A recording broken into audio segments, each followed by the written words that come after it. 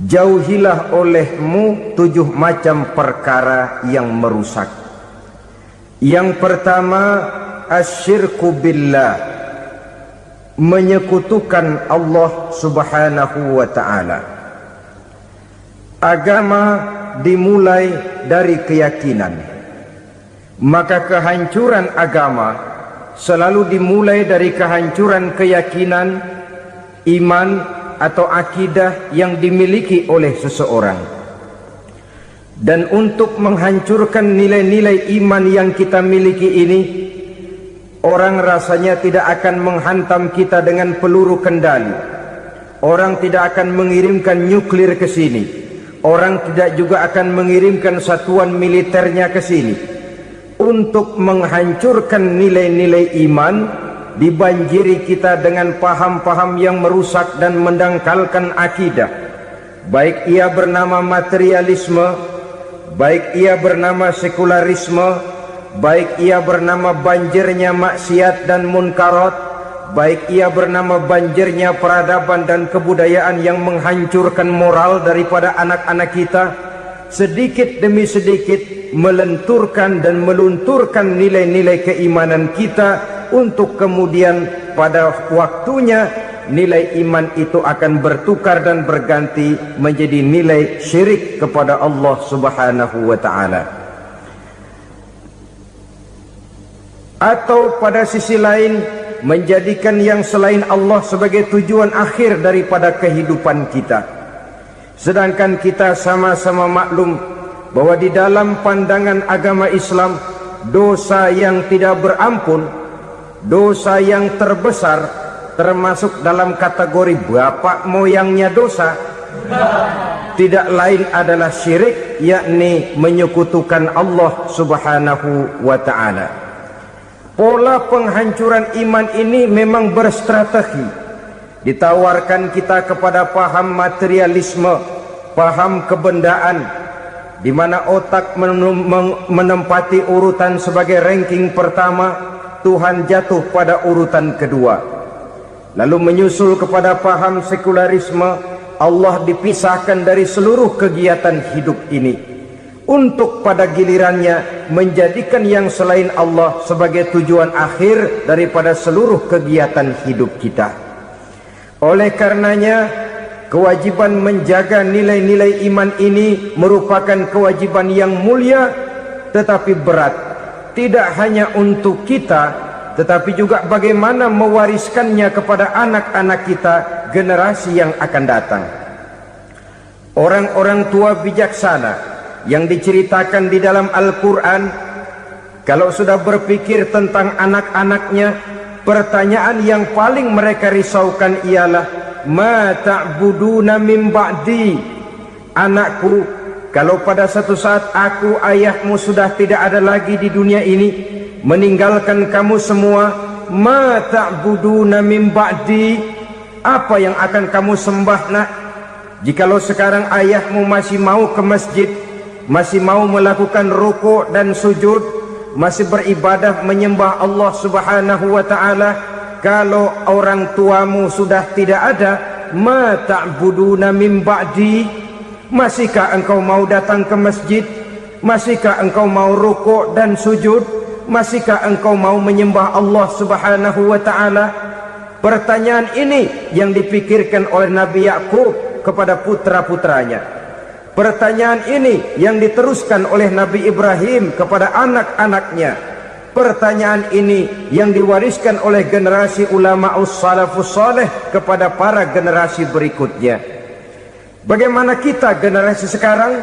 Kita orang-orang tua sekarang bukan berfikir ma ta'buduna min ba'di, malah yang kita fikirkan ma ta'kuluna min ba'di.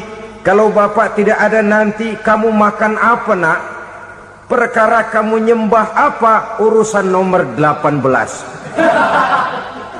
Yang penting kamu nanti hidup bisa makan nak. Maka kita sibuk mewariskan harta kepada anak-anak kita. Kita sibuk mewariskan kebun dan tanah kepada anak-anak kita. Kita sibuk mewariskan pabrik kepada anak-anak kita, sementara kita lupa mewariskan intan yang paling mahal, mewariskan mutiara yang paling berharga, yaitu nilai iman kepada Allah Subhanahu wa ta'ala. Alangkah baiknya apabila warisan harta, warisan tanah dan kebun, warisan rumah dan pabrik didasari lebih dahulu dengan mewariskan nilai iman kepada Allah Subhanahu wa ta'ala. Sebagai orang-orang tua, kita boleh bersedih kalau anak kita tidak mengerti komputer. Kita boleh bersedih kalau anak kita tidak mengerti matematika. Kita boleh bersedih kalau anak kita tidak mengerti bahasa Inggris. Tapi sewajarnya lebih bersedihlah kita orang tua jikalau mempunyai anak yang tidak kenal Allah sebagai Tuhannya, yang kemudian tidak mau rukuk dan sujud kepada Allah Tuhannya.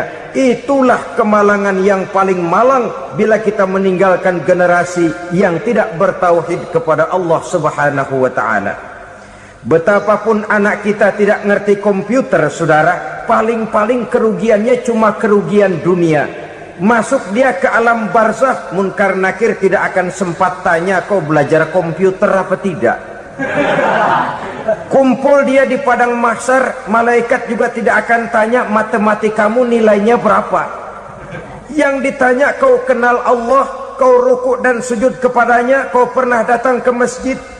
Oleh karena itu sekali lagi, menjaga nilai iman tidak hanya untuk kita, tetapi juga mewariskannya kepada anak-anak kita, generasi yang akan datang.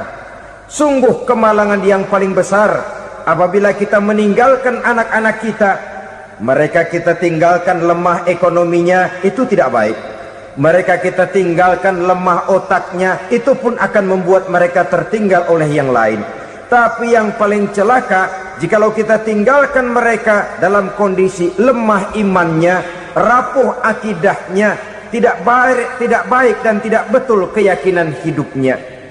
Oleh karena itu Nabi berpesan, jauhilah 7 perkara yang merusak. Yang pertama, syirik kepada Allah Subhanahu wa ta'ala, menyekutukan Allah baik dalam ucapan, dalam keyakinan ataupun dalam perbuatan. Ini perkara pertama yang termasuk 7 perusak besar di dalam kehidupan. Kalau sudah jatuh kita ke lembah syirik, bagaimanapun banyak kebaikan yang kita kerjakan, berjiwa sosial, bertangan pemurah, gemar menolong orang lain, kalau memang dasarnya syirik, maka seluruh kebaikan kita akan hancur, tidak akan ada nilainya dalam pandangan Allah Subhanahu wa ta'ala.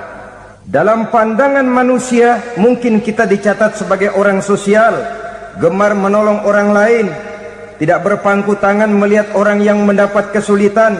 Tapi oleh karena dasarnya syirik, dasarnya tidak mentauhidkan Allah, maka seluruh nilai kebaikan yang kita kerjakan tidak akan ada nilainya dalam pandangan Allah Subhanahu wa ta'ala. Maka jagalah iman kita jangan sampai dihinggapi penyakit syirik yang bagaimana kecilnya sekalipun. Sekali lagi, baik syirik dalam bentuk ucapan, syirik dalam bentuk keyakinan, sampai kepada syirik dalam bentuk perbuatan, kita berhindar kepada sifat-sifat yang sedemikian itu. Karena apa? Dalam satu ayat Quran Allah Subhanahu wa ta'ala menjelaskan, innallaha la yaghfiru ayyushraka bih wa yaghfiru ma duna dzalika liman yasha. Allah tidak akan memberi ampun kepada orang-orang yang menyekutukannya, tapi Allah masih mau memberikan ampun kepada dosa-dosa yang selain itu bagi orang-orang yang dikehendakinya. Dosa selain syirik, apabila kita bertaubat, Allah masih mau mengampuni. Tapi kalau sudah jatuh ke tempat syirik, itu sudah dosa yang tidak berampun. Taubatnya tidak lain melepas syirik, kembali kepada tauhid, berkeyakinan bahwa hanya ada Allah Subhanahu wa ta'ala, Tuhan satu-satunya, yang lam yalid walam yulad walam yakul lahu kufuwan ahad. Tidak beranak, tidak pula diperanakkan, dan tidak satupun yang dapat menyerupai Tuhan Allah Subhanahu wa ta'ala. Saudara-saudara kaum muslimin rahimakumullah, bahwa kita di zaman sekarang memang tidak menyembah berhala, ya, bahwa kita tidak berterang-terangan mengatakan Tuhan lebih dari satu, memang. Bahwa kita tidak berkeyakinan Tuhan itu punya anak atau diperanakkan, tentu. Tapi dalam perbuatan dan i'tiqad kita kadang-kadang jatuh tanpa kita sadari ke tempat yang bernama syirik ini. Oleh karenanya, di zaman di mana teknologi makin canggih, di mana kemajuan pembangunan makin menjangkau berbagai aspek kehidupan, diperlukan keseimbangan antara kemajuan fisik material dengan kemajuan mental spiritual. Apabila tidak ada keseimbangan, yang terwujud tentulah kepincangan, yang diawali dengan pincangnya cara kita berpikir, sehingga pada akhirnya akan mengarah kepada pincangnya cara kita berbuat dan bertindak di dalam kehidupan kita. Oleh karena itu Nabi berpesan, jauhilah sifat syirik, karena syirik merupakan dosa yang teramat besar. Ini sifat merusak yang pertama. Yang kedua, kata Nabi, wasihra, jauhilah sihir. Sihir ini juga termasuk perkara yang merusak kehidupan. Kita semua sama-sama maklum bahwa sihir sebenarnya bukan persoalan baru. Sejak sebelum datang Islam, sihir itu sudah ada. Di zaman Yunani kuno, sihir ada. Di zaman Mesir kuno, di zaman Cina kuno, dan yang lain-lain yang serba kuno, sihir itu sudah ada.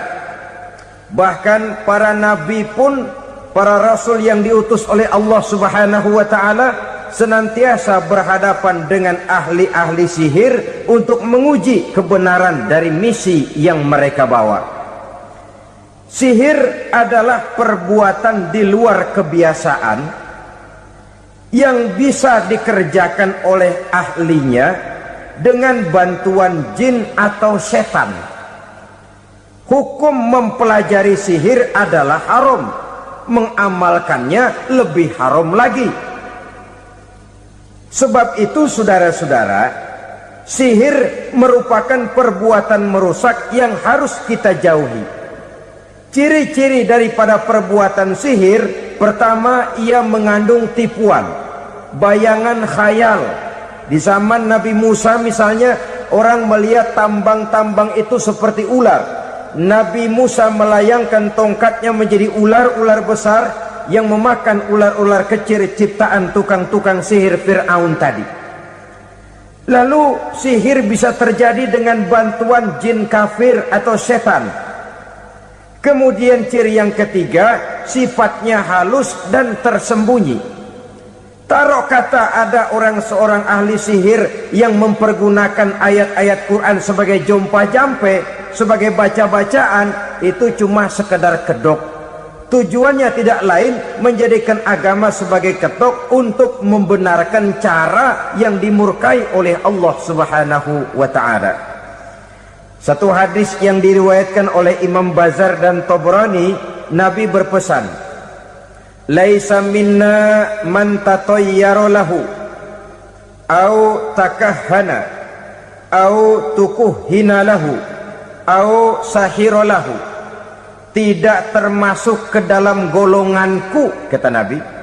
Tidak termasuk umatku. Siapa mereka? Man tatayyara lahu, orang yang bertatoyur. Apa tatoyur itu? Dari kalimat toyaro, artinya terbang. Toir biasa diartikan dengan burung. Tatoyaro percaya kepada suara-suara burung. Man tatoyaro lahu, mempercayai, meyakini dengan benar-benar kepada suara beburungan. Kan suka ada itu, nah bunyi burung tuh, maling liwat. Maling liwat. Burung bunyi, maling liwat. Itu termasuk tatoyaro lahu, percaya kepada suara burung. Kan aneh kalau suara orang nggak dipercaya, suara burung malah dipercaya. Ada ustadz ceramah, kiai ngaji, nggak mau didengerin, burung dengerin bener. Nah, suaranya dari sebelah mana? Belah kulon. Nah, itu tandanya ano. habis dihitung-hitung. Itu termasuk tatoyaro lahu, au takahana, atau bertenung, au tukuhina, atau minta ditenungkan, au sahirolahu, atau melakukan perbuatan sihir, atau minta disihirkan. Laisa minna, tidak termasuk ke dalam golonganku, kata Nabi. Sehingga dengan demikian saudara-saudara, menghadapi sihir dengan sihir sekalipun termasuk perbuatan yang tidak diajarkan oleh agama. Kita kan mempelajari sihir untuk jaga diri, tidak apa-apa. Yang dilarang mengamalkannya, dilarang juga mempelajarinya. Sebab orang kalau sudah mengetahui, biasanya lalu terangsang untuk mencoba. Kalau percobaannya berhasil, biasanya terangsang untuk coba lagi dan coba lagi. Pada akhirnya ketagihan, lalu beralih menjadi profesi, apalagi itu nanti bisa mendatangkan hasil uang. Saudara-saudara kaum muslimin rahimakumullah, kita manusia makhluk nyata. Kita hidup di alam nyata, terikat oleh sunnatullah, causality. Oleh karenanya, bagi kita keyakinan yang penuh, keikhlasan di dalam bertuhankan Allah, penyerahan diri sepenuhnya hanya kepadanya, itu sudah merupakan obat penangkal yang sangat ampuh agar kita tidak terkena penyakit-penyakit yang dibuat oleh setan dan para pembantunya. Sehingga beberapa ayat Quran mengajarkan, misalnya a'udzu bikalimatillahi tammati min syarri ma khalaq, atau bismillazi la yadurru ma'asmihi syai'un fil ardi wala fis sama, dengan menyebut nama Allah yang tidak bisa mendatangkan bahaya sedikit pun, dari baik yang datang dari langit maupun yang datang dari bumi. Jiwa yang kosong dari keyakinan yang penuh kepada Allah, jiwa yang penuh was-was dan ragu-ragu, itu yang mudah terserang oleh penyakit-penyakit yang dikerjakan oleh para tukang-tukang sihir, yaitu oleh setan dan seluruh para pembantunya.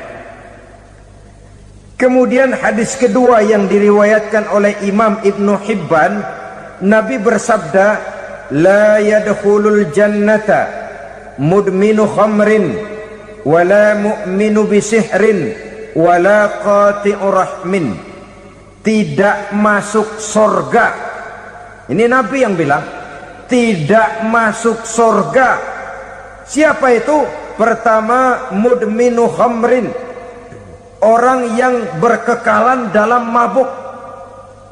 Selalu mudminun itu sudah menjadi perbuatan rutinnya, tidak kapok-kapoknya, teler seumur hidup. Mudminu khamrin, tidak masuk surga orang yang selalu bermabuk-mabukan. Yang kedua, wala mu'minu bisihrin, orang mukmin tapi main sihir. Ini juga oleh Nabi diperingatkan, tidak akan masuk surga orang mukmin tapi suka main sihir. Wala qati'u rahmin, dan tidak juga orang yang memutuskan silaturahmi.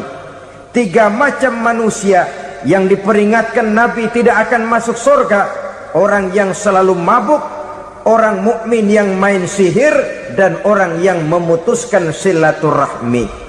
Saudara-saudara kaum muslimin rahimakumullah. Lalu orang berkata, kenapa dilarang kita bersihir? Padahal Rasul sendiri kan punya mukjizat. Nah, kita memang harus membedakan antara mukjizat dengan sihir. Dalam kehidupan agama kita kenal ada yang namanya mukjizat, ada yang namanya karomah atau keramat biasa diucapkan, ada yang namanya maunah, ada yang namanya irhas, ada juga yang namanya sihir. Kesemuanya ini berbeda, saudara-saudara. Yang dinamakan mukjizat itu khusus untuk para rasul saja. satu kejadian luar biasa yang terjadi dilakukan oleh Rasul atas izin dari Allah Subhanahu wa ta'ala. Perbedaannya dengan sihir jelas. Sihir dari setan, mukjizat dari Allah.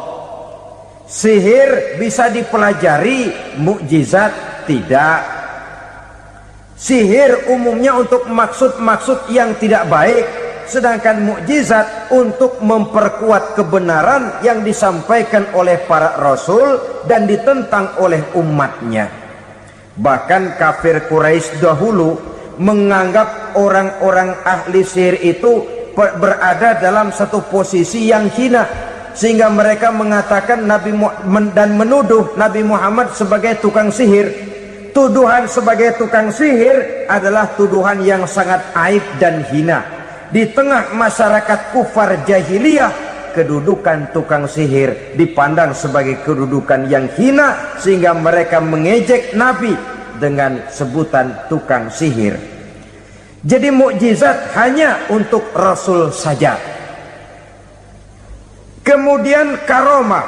Karomah ini asal kata dari karoma, kehormatan, kemuliaan yang diberikan Allah kepada hamba-hambanya yang rajin mendekatkan diri kepadanya. Oleh karena ketekunannya melaksanakan ibadah, Allah memberikan keistimewaan kepada orang itu, yang dengan keistimewaannya dia bisa mengerjakan yang tidak bisa dikerjakan oleh orang lain.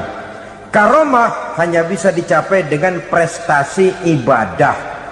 Kalau sihir, mau ibadah apa enggak, asal dia belajar, bersatu dan berteman dengan setan, memenuhi persyaratan-persyaratan setan, biasanya lalu bisa. Sedangkan karomah tidak mungkin terwujud tanpa orang mendekatkan diri sedekat-dekatnya kepada Allah Subhanahu wa ta'ala. Maka kita lihat biasanya orang-orang yang punya ilmu sihir, mukanya rata-rata nggak enak dilihat. Kumuh, jauh dari air wudhu, jauh dari sujud kepada Allah, malah berteman dengan setan, menjadi pelayan-pelayannya setan. Saudara-saudara, adapun maunah, keistimewaan yang diberikan Allah kepada hamba-hambanya yang belum sampai kepada tingkat wali, tapi orang itu lebih banyak kebaikannya daripada kesalahannya. Umpamanya, saudara jalan bertiga di pinggir jalan, saudara ada pada posisi di tengah, lalu bertiga ini ketabrak mobil. Menurut perhitungan saudara mati lebih dahulu, tapi terjadi hal yang aneh, dua teman saudara mati, saudara malah cuma luka dan lecet sedikit saja.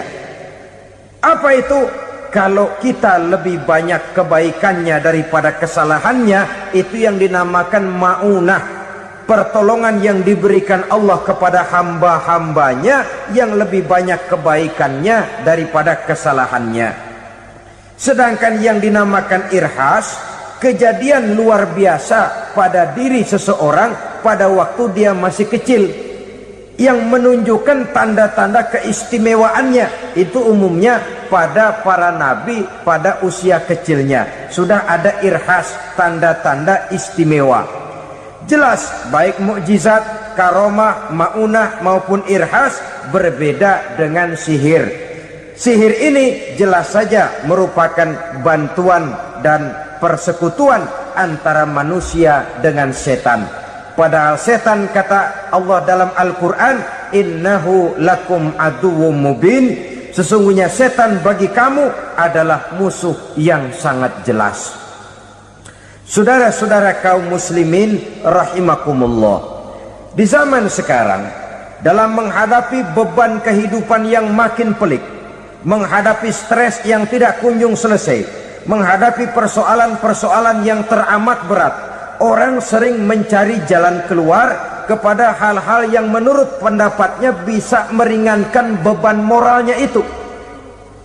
Pergilah dia mencari sesuatu yang dapat meringankan bebannya. Dan tidak jarang yang jatuh ke pangkuan tukang-tukang tenung, ke pangkuan tukang-tukang sihir, yang mereka itu oleh Quran dijelaskan kadzabal munajjimun walau sodaku. Tukang-tukang tenung, tukang-tukang sihir, mereka itu bohong walaupun benar.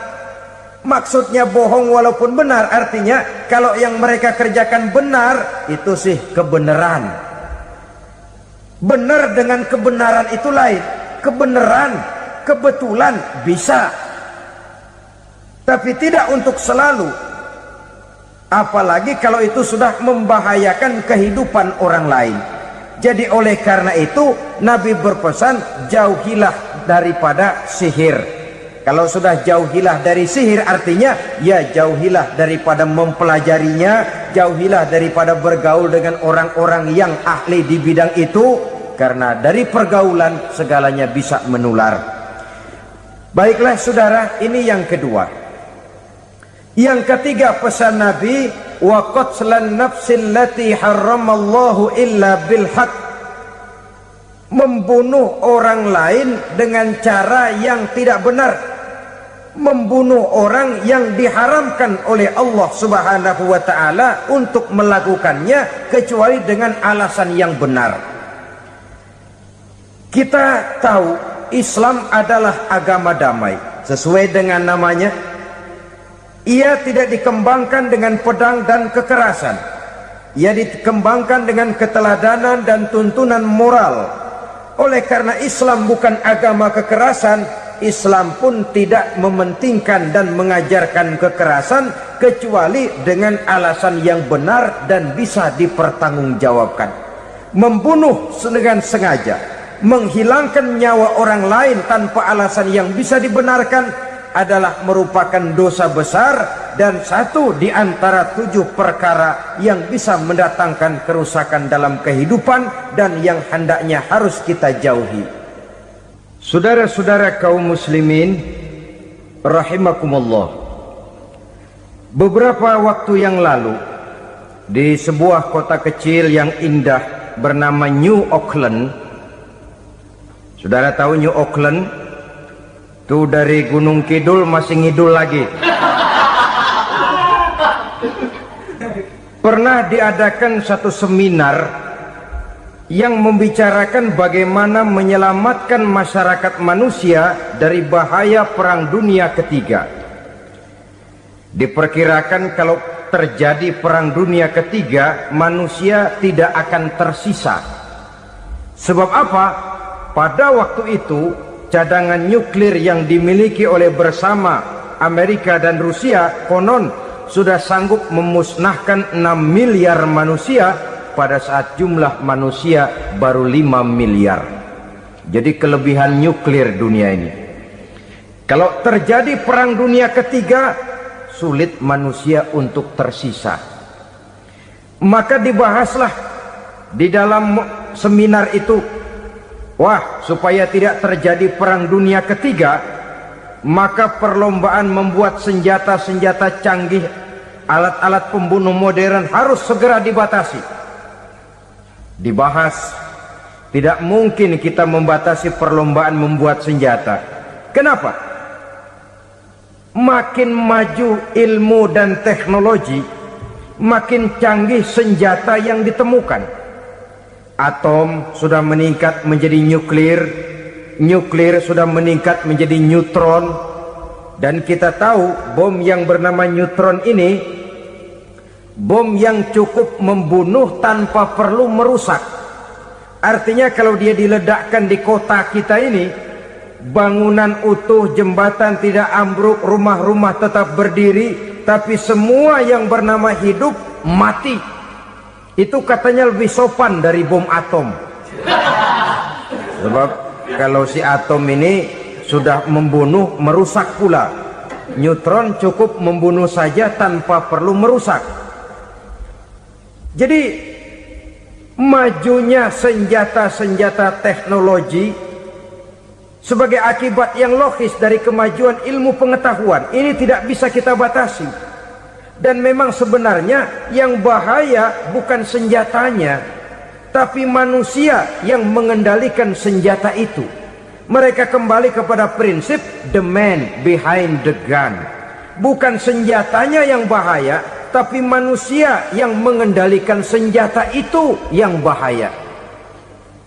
Walaupun senjatanya modern, katakanlah model M16 umpamanya, kalau yang mengendalikannya orang beriman, insya Allah aman. Tapi biar megang cuma senapan angin, kalau yang megang orang brutal, ngeri kita deket-deket. Apalagi kalau memang bukan ahlinya menggunakan senjata, bisa ngeker kaki kena jidat.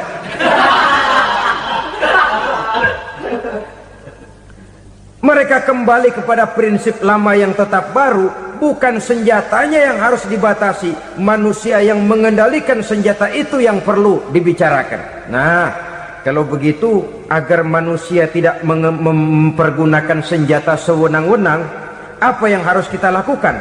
Ya, manusianya harus bermoral. Ya, tapi moral yang mana? Di dunia ini banyak ajaran tentang moral. Itu pun mudah saja. Di sini kan kita undang saja ahli dari berbagai agama untuk membicarakan konsep perdamaian menurut agamanya masing-masing. Baik, setuju itu? Setuju. Maka tampillah para ahli agama, mereka kembali kepada prinsip moral daripada konsep yang terkandung di dalam ajaran agama untuk menegakkan perdamaian. Mula-mula naiklah ahli dari agama Hindu, dibacakan konsep perdamaian menurut ajaran agama Hindu, bahwa untuk damai manusia harus meninggalkan nafsu keduniaannya, menempuh samsara dan sebagainya untuk mencapai nirwana, menjauhi kemegahan dan kemewahan dunia. Ini lalu dibahas, rasanya juga tidak mungkin ini. Kemudian dari agama Nasrani, bahwa untuk damai manusia harus menciptakan sifat kasih sayang. Kalau ditampar pipi kiri, berikan pipi yang kanan. Kalau diberikan selendang, berikan baju. Nanti orang kasihan, lalu dia tidak akan nampar lagi. Ketika ini dibahas, ternyata rasanya pun tidak mungkin bisa diterima. Karena apa? Di zaman sekarang orang ditampar pipi kiri, dikasih pipi kanan. Bukan kasihan, gemes. Damai belum tentu, bonyok udah jelas. Lalu ketika dibacakan konsep perdamaian menurut Quran, di mana disampaikan ayat wa jazaa'u sayyi'atin sayyi'atun misluha faman afa wa aslaha fa ajruhu 'ala Allah. Balasan terhadap satu kejahatan adalah kejahatan yang seimbang, tetapi barang siapa yang memberi maaf dan mencari jalan damai, itulah yang terbaik dan akan mendapat pahala dari Allah Subhanahu wa ta'ala. Kamu tidak salah ditampar pipi kirimu, tampar lagi pipi kirinya sekeras dia menampar pipi kirimu. Nanti orang tidak mau menampar kita karena dia tahu kalau dia tampar kita, dia akan menderita tamparan sekeras dia menampar kita. Akan terjadilah prinsip saling hormat menghormati, tidak saling ganggu, tidak saling usil, tidak saling jahil. Atas dasar ini perdamaian bisa ditegakkan. Mereka bisa menerima konsep ini, tapi kemudian seminar ditutup tanpa satu keputusan resmi. Kenapa? Terus terang mereka kagum dengan konsep Islam, tapi sentimen lama terhadap nilai-nilai Islam telah menutup mata mereka untuk menerima kebenaran dari ajaran Al-Quranul Karim. Saudara-saudara kaum muslimin rahimakumullah, kembali kita kepada persoalan pokok. Roh adalah dari Allah, dia akan kembali kepada Allah, milik mutlak dari Allah. Tidak pantas kita merampasnya dari orang lain. Tidak wajar kita menghilangkannya tanpa alasan yang dibenarkan oleh agama. Di zaman sekarang, akibat persaingan hidup yang makin tajam, lapangan kerja yang makin sulit, tensi ekonomi yang makin tinggi, atau karena nilai moral yang makin rendah, atau juga karena rapuhnya pegangan orang kepada agama, nyawa rasanya sudah sedemikian murahnya. Berbagai kasus membuat berdiri bulu roma kita. Ada mayit, ada manusia dipotong 6, dicincang macam kambing. Ada yang dipotong 5, ada yang dipotong 13, dikardusin, dibuang ke tempat sampah. Inna lillahi wa inna ilaihi raji'un. Gejala apa ini? Kanibalisme. Manusia sudah demikian sadisnya, manusia sudah sedemikian buasnya, sehingga sesama manusia diperlakukan seperti hewan. Padahal hewan sendiri belum pernah macan makan macan, bagaimanapun buasnya macan. Belum pernah serigala memakan serigala, bagaimanapun brutalnya serigala. Tetapi manusia makan manusia di zaman sekarang kadang jadi kenyataan dalam kehidupan kita. Kadang persoalannya remeh saja, soal uang 200 perak, pisau bicara, nyawa melayang. Soal rokok sebatang, celurit bicara, nyawa melayang. Soal-soal yang sama sekali tidak prinsip, begitu mudah kita menghilangkan nyawa orang lain. Padahal Nabi pernah memperingatkan, apabila 2 orang muslim sudah berkelahi dan berbunuh-bunuhan, al-qatil wal maktul finnar, yang membunuh dan yang terbunuh dua-duanya neraka.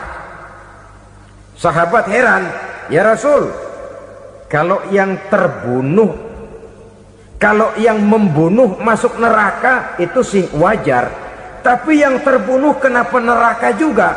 Beliau menjawab, dua-duanya sudah punya niat untuk saling membunuh. Niatnya itu yang diponten. Yang terbunuh cuman lagi apes aja, keduluan dia. Umpama tidak terbunuh, pasti dia yang akan membunuh. Oleh karenanya al-qatil wal maktul, yang membunuh dan yang dibunuh finnar, dua-duanya masuk ke dalam neraka. Islam menghormati kehidupan, tidak hanya terbatas kepada sesama muslim, orang-orang yang berlainan agama pun yang mau hidup berukun, damai, berdampingan dengan umat Islam, jiwa mereka, darah mereka dilindungi oleh nilai-nilai Islam yang disebut dengan kafir zimmi ini. Mengganggu mereka sama saja dengan mengganggu aku, kata Nabi. Jadi oleh karena itu, sayangilah sesama. Kehidupan adalah anugerah Allah, bukan wewenang kita untuk mencabutnya dari orang lain, bukan wewenang kita untuk merampas dan menghilangkannya dari orang lain. Apa yang tidak enak terjadi pada diri kita, begitu pula lah apabila terjadi pada diri orang lain. Sehingga Nabi mengatakan, la yu'minu ahadukum hatta yuhibba li akhihi ma yuhibbu li nafsihi. Belum dikatakan beriman seseorang kamu apabila dia belum mencintai saudaranya seperti ia mencintai dirinya sendiri. Apa yang enak dirasakan oleh orang lain, enak juga dirasakan oleh dia. Mengukur orang lain dengan diri sendiri. Kalau orang lain tanpa salah saya fitnah, kalau saya tanpa salah difitnah orang, enak apa enggak? Enggak, orang lain juga begitu. Kalau orang lain tanpa salah saya tempeleng kepalanya, enak apa tidak? Tidak. Orang lain juga begitu. Yang tidak enak terjadi pada diri kita, tentu tidak enak juga kalau terjadi pada orang lain. Mengukur orang lain dengan diri sendiri, sehingga tidak timbul sifat egois, tidak menari di atas bangkai orang lain, tidak mendirikan kebahagiaan di atas untayan air mata orang lain. Sehingga dengan demikian, saudara-saudara, dia bisa menghormati kehidupan, menghormati orang lain sebagaimana dia ingin dihormati. Inilah perbuatan ketiga yang merusak, membunuh orang lain dengan yang diharamkan Allah tanpa alasan yang benar. Yang ketiga. Kemudian yang keempat, perbuatan merusak wa aklar riba, makan riba. Hidup adalah tolong menolong. Bahasa kerennya take and give katanya. Saling memberi dan saling menerima. Nabi mengajarkan, man kuraba kurbatan min kurabid dunya karaballahu lahu kurbatan min kurabi yaumal qiyamah. Wallahu fi aunil abdi madamal abdu fi auni akhihi. Siapa yang meringankan beban dari beban-beban yang dirita seseorang di dalam kehidupan dunia, Allah akan meringankan bebannya daripada beban-beban yang harus dipikulnya di hari kiamat nanti. Wallahu fi aunil abdi madamal abdu fi auni akhihi. Allah senantiasa akan menolong seorang hamba selama hamba itu masih mau menolong saudaranya. Allah selalu akan menolong seorang hamba selama hamba itu masih mau menolong saudaranya. Apabila kita sudah berpangku tangan terhadap kesulitan orang lain, biasanya pun pada saat kita mendapat kesulitan, kita akan sulit juga memperoleh pertolongan. Nah, riba alias renten, kedoknya adalah menolong orang, tapi sama juga bulu buntutnya dilepas, palanya dicekek.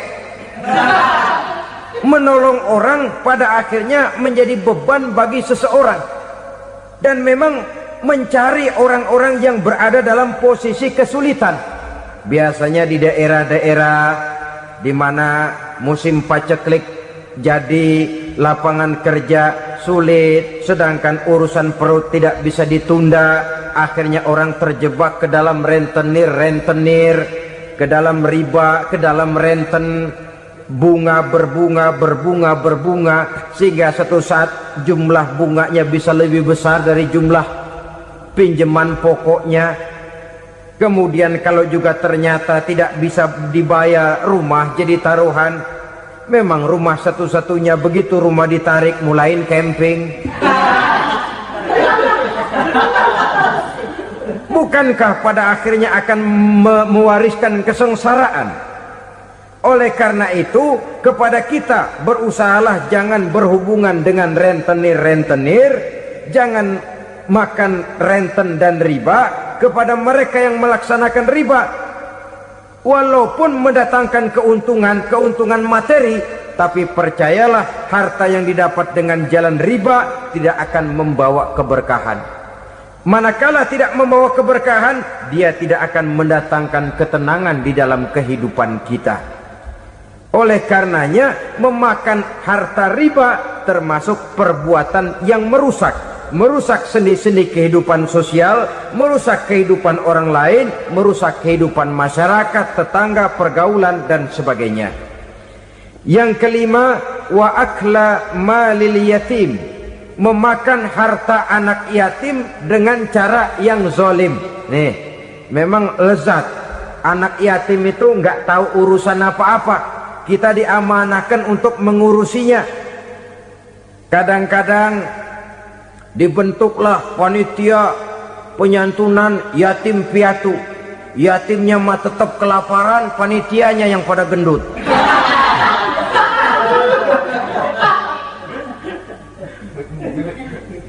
Padahal memakan harta anak yatim termasuk perbuatan dosa besar, dan menjantuni yatim merupakan perbuatan mulia.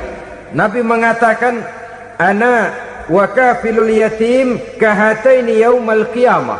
Aku dan orang-orang yang menyantuni anak yatim seperti dua jari ini pada hari kiamat nanti. Dekat sekali. Jikalau ingin di hari akhir nanti dekat dengan Rasul, bersahabatlah dengan anak-anak yatim. Jadilah pengurus anak-anak yatim.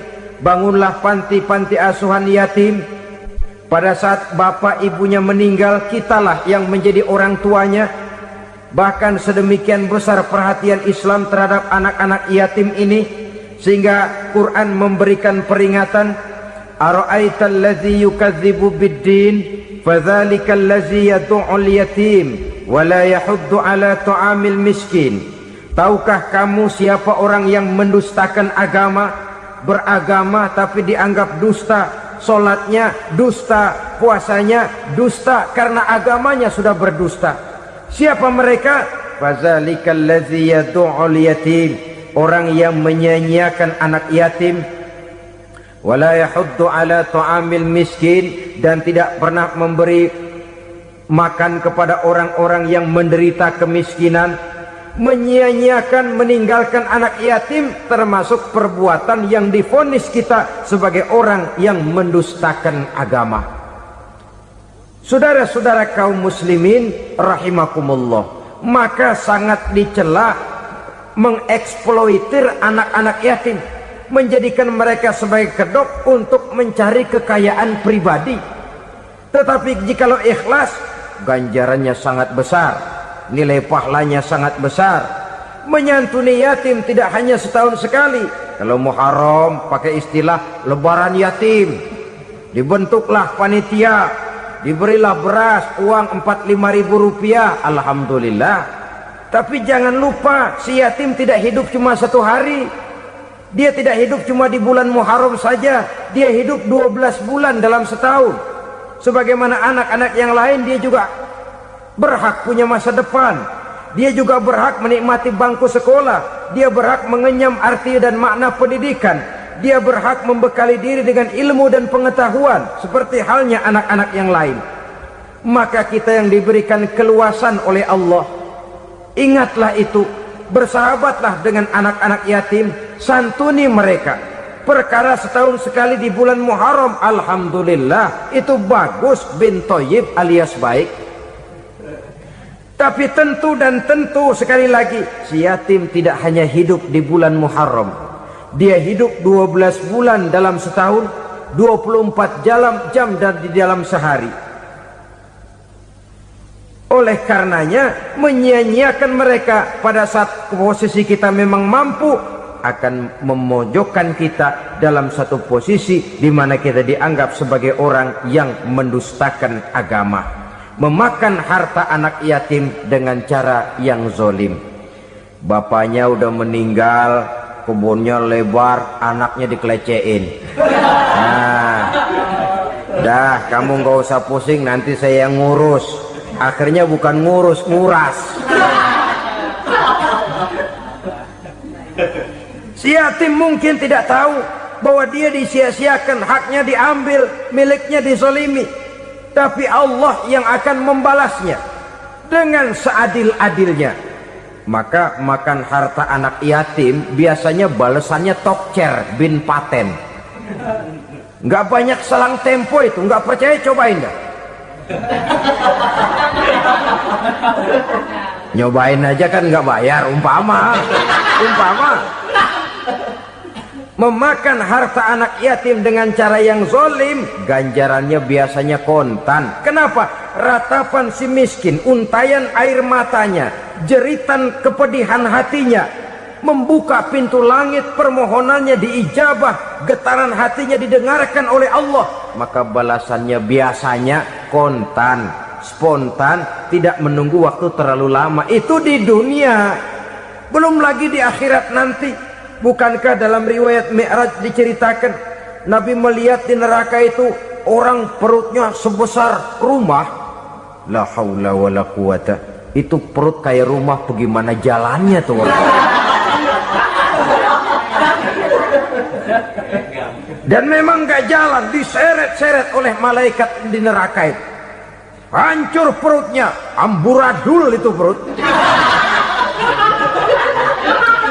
Berantakan isinya, dibulatkan lagi, diseret lagi, hancur lagi, dibulatkan lagi. Sampai Nabi tanya, orang itu begitu berat siksanya kenapa ya Jibril?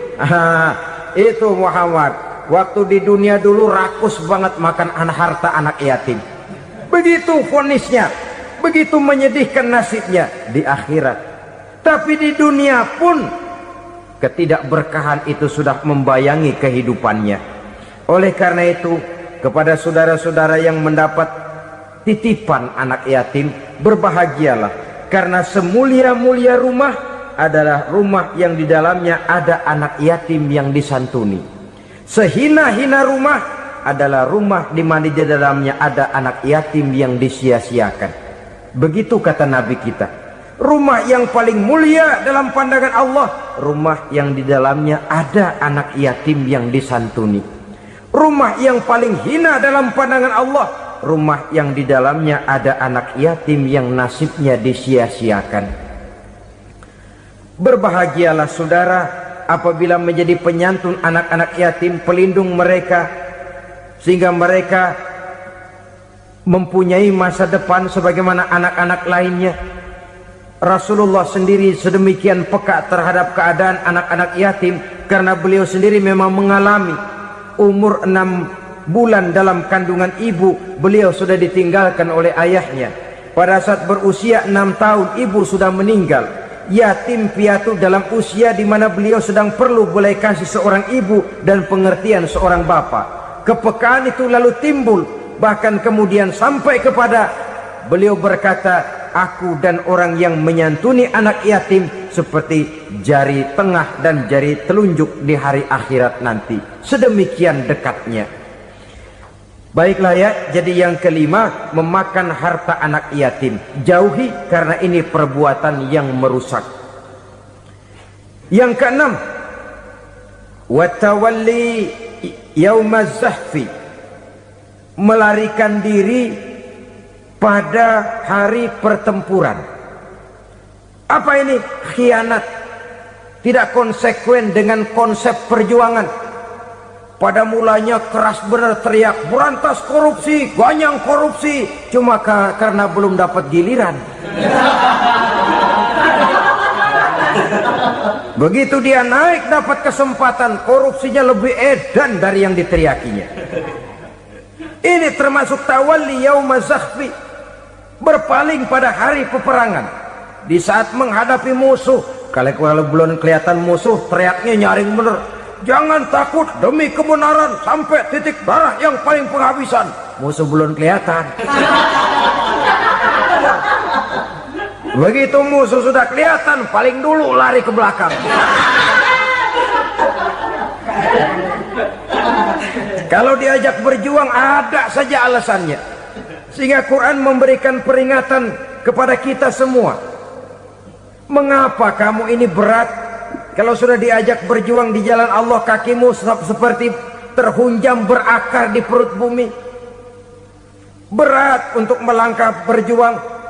Lari dari pertempuran tidak konsekuen dengan konsepsi perjuangan.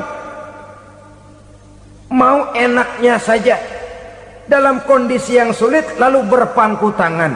Ini termasuk ciri munafik yang di dalam Al-Quran disindir dengan bahasa kullama adha'a lahum masyaufi wa iza azlama alaihim qamu. Waktu terang mereka jalan, giliran gelap mereka mandek. Artinya, maksudnya, kalau giliran ada untungnya aja, rame-rame teriak Islam. Tapi begitu diminta berjuang, dituntut berkorban, rame-rame mundur. Waktu dilihat di Islam ada untungnya, rame-rame teriak Islam. Pak, saya Islam banget, Pak. KTP saya Islam, Pak. Pokoknya Islam banget dah. Tapi ketika diminta berjuang, dituntut sedikit berkorban, rame-rame mengundurkan diri. Tahun 65 PKI berontak.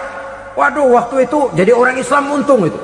Nggak dikejar-kejar, aman. Masjid rame, mobil-mobil mewah parkir di depan musola dan masjid. Kenapa? Waktu itu asal udah ke masjid aman. Islam selamat, untung. Tapi begitu keadaan aman, yang parkir di musola sepeda butut melulu.